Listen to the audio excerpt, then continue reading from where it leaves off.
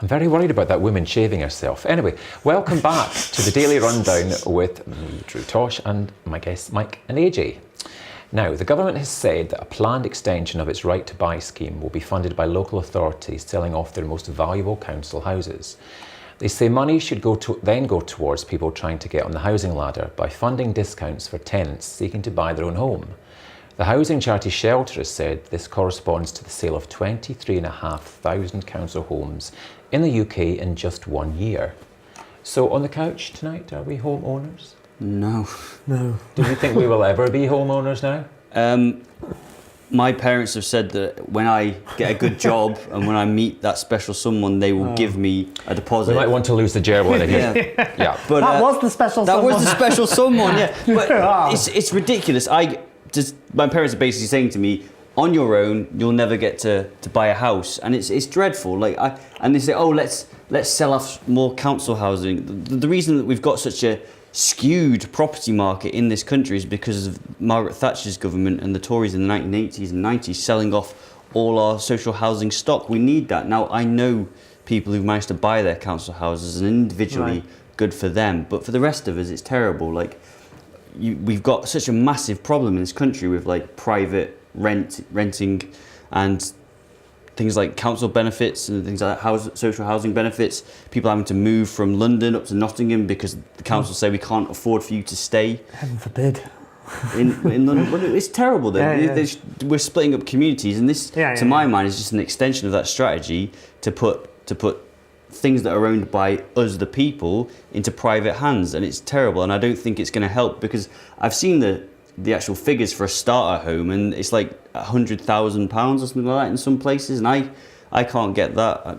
I mean, about 15-16 years ago, my parents bought a house for my sister, and that was £30,000 at the time. Now that house, I believe, is well in excess of like £100,000, and it's just a sort of terraced house, you know, and I couldn't even get a house like that, you know.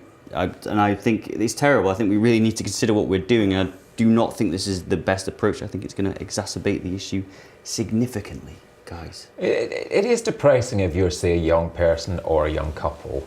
You know, it was one of those sort of almost rites of passage, in a way, wasn't it? Saving up to get your first house together. Little mortgage, working towards potentially owning it, but at least, you know, being in the hunt, a foot on that property ladder, and now it just feels like it's completely out of most people's reach. Yeah. To the point where people wonder if it will ever be accessible again. Yeah.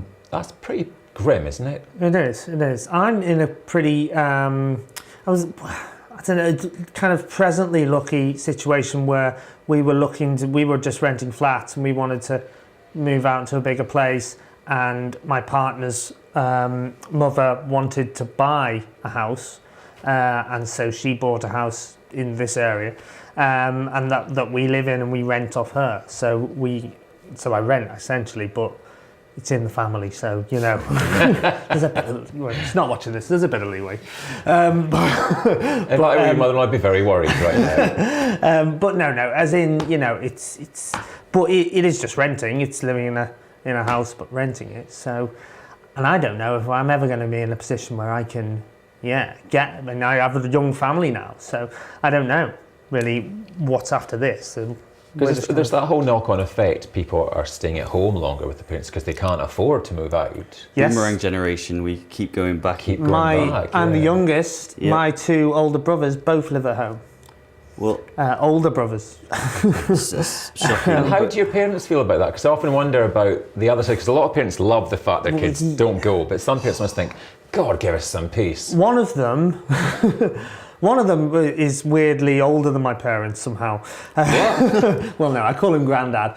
No, because he's my older brother. He's just very old, in the head. But so him living with my parents, I don't know. They're all right. I at first I was a bit like, oh, are you guys ever going to move out? But they're okay actually. My older brother, I think he is trying to get money to get a house, and he wants to properly move out because he's moved out and moved back in, just renting places and that. But so now he wants to get a place, but he said that ages ago, and I don't know. As you say, it's grim and it's hard, and it's. It also means that landlords can charge the earth for their tenants as well, because they know that there's not a lot of leeway. There's not really anywhere else for people to go now. So rents continue to increase. Sometimes the conditions of the value for money decreases.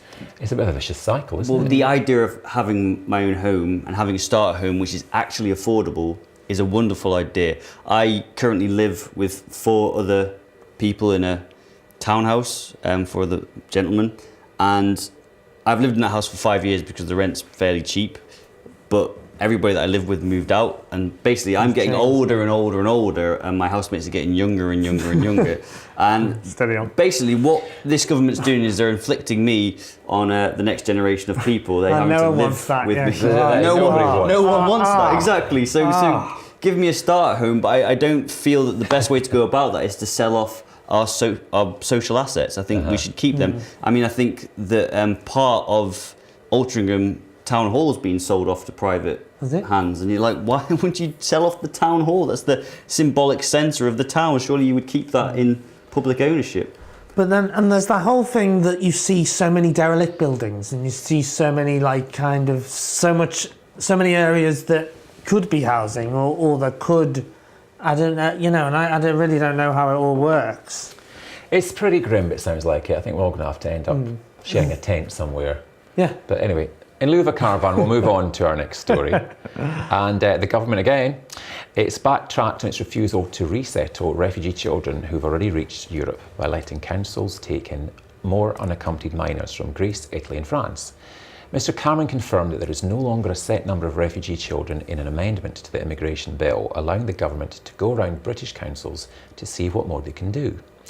Those deemed to be vulnerable to trafficking or exploitation will be prioritised as part of the work with the UN Refugee Agency and Save the Children. Does this sound like a change of direction for Mr Cameron, or is it just more of the same? What do you think? I'm shocked at this government not...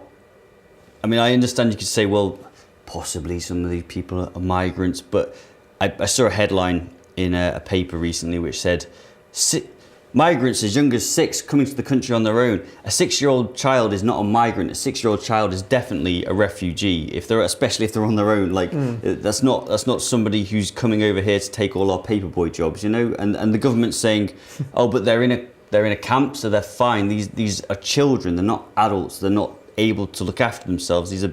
These are young people who definitely need our protection and our assistance. And I can understand you saying, well, you're an adult, you have rational thoughts, and you have free will, and you have, an ability to think things through. But a child ending up in that situation isn't really ending up in that situation off of their own back. Someone will have put them on that path to end up as a refugee in Europe, and just saying, well, lump them in with all the adults. They're on their own. They can do fine. They've managed to make it to Europe. It's okay. To my mind, it's not okay. So, David Cameron sort of fumbling around what he's saying as to these children is pitiful, and I think that the government really should... What do you think's behind the backtracking? Because it's not something that happens often, but it seems to be happening all over the place now within the Tory party. What do you think? What's his reason? Because it feels a bit like he's sort of cherry picking who we now take in and who we don't, a bit like picking consonants and vowels on Countdown. Well, they haven't released a number, have they? No. So of what they're capping it at or anything, because I think Save the Children are saying something like 3,000. I think that was the original number they were going to take in. Right. And I think Save the Children just said you can't. That's a ridiculously small amount of children. Well, they said that. I think they were trying to find a compromise. 3,000, I think, makes about five per political constituency. So within the different areas. So. I don't know, but I think they want much more than that. But so I don't know. I don't know where you'd cap it or how they work this out. Really. Well, it's a difficult and sensitive issue, but I think that the Tories, the government, have come across as quite unsympathetic and very cold and calculating. It's like, well, these numbers, it's like they're not numbers of units, they're children. They're in camps where there's no policing or law, and some of these children are coming to harm.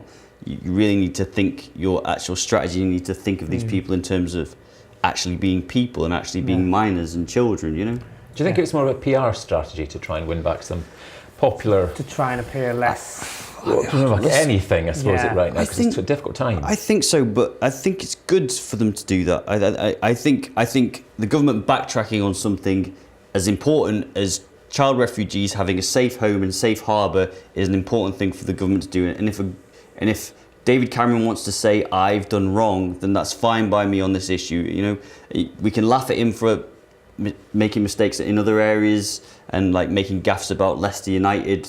Being, you know, he said Leicester United, it's Leicester City. We know that they won the Premiership, but I think that in this instance, if he says we're going to change our mind on this, I'm not going to criticise him for it. I think I have just spent a lot of time criticising him for it, but I think that he's made the right decision, and I think that the government should, on this occasion, be applauded for backtracking when we need to make sure that they follow through with it, not just have a soundbite.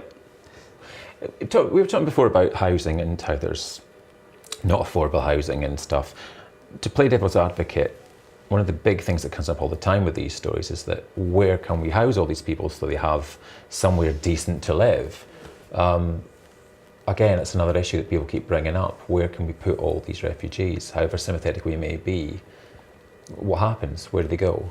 We've got a massive stock of empty homes, especially in areas like London, inner city London. You've just got all these properties that have been purchased by private owners.